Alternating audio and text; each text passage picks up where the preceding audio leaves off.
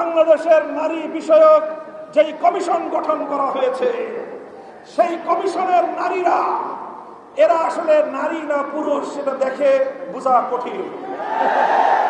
এই জাতীয় না নারী না পুরুষ তৃতীয় এক প্রজাতির লোকজন দিয়ে আপনারা যেভাবে বিতর্কিত নারী অধিকার সংস্কার বাস্তবায়নের সুপারিশ করেছে, এটা বাংলাদেশের আপামর তৌহিদি নারী জনতার প্রতি একটি চরম অবমাননাকর প্রস্তাবনা হয়েছে।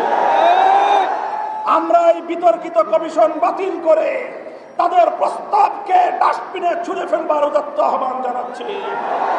ইউনূস সরকার যদি সেটা করতে ব্যর্থ হয়, ইউনূস সরকারের পরিণাম শেখ হাসিনার চেয়ে ভিন্ন কিছু হবে না। এটা আমাদের স্পষ্ট ঘোষণা।